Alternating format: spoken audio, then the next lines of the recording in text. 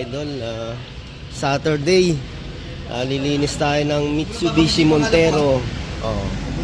Okay, model nga ng Montero natin, 2012 to 2013.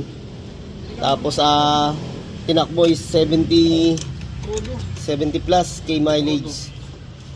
Yan, tingnan natin. Ayun, may langis-langis na rin talaga.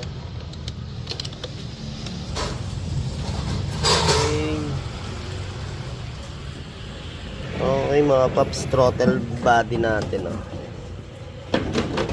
Init.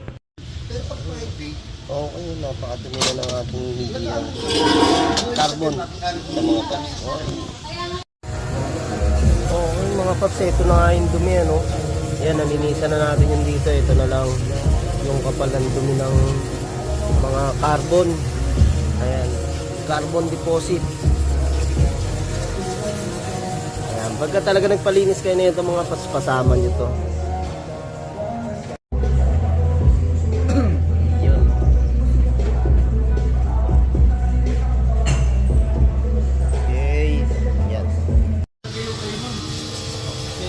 Malinis sa mga paps. Ito mga gawa natin puro EGR.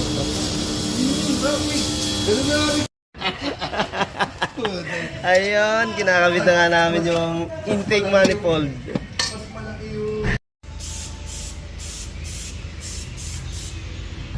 So tignan natin yung pinaka EGR nga ni boss, kung gaano karaming carbon. Kapal.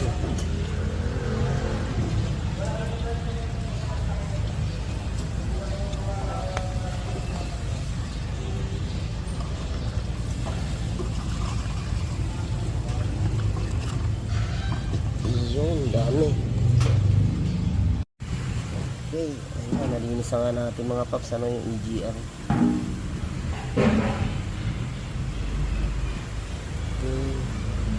EGR na lang ang isasalpak dito sa Mitsubishi Montero.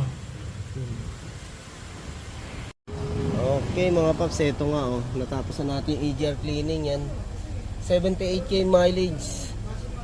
Pero ito mga paps, dalawang beses na natin nalinis na, talagang ang bilis dumumi ng EGR valve ni boss saka intake manifold yan.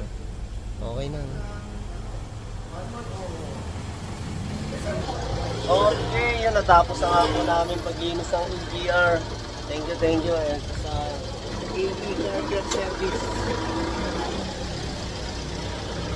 Thank you mga paps. Pasyal lang po kayo pagka may time kayo, tsaka kung may tatanong mo kayo sa paglinis natin ng EGR valve. Okay, thank you.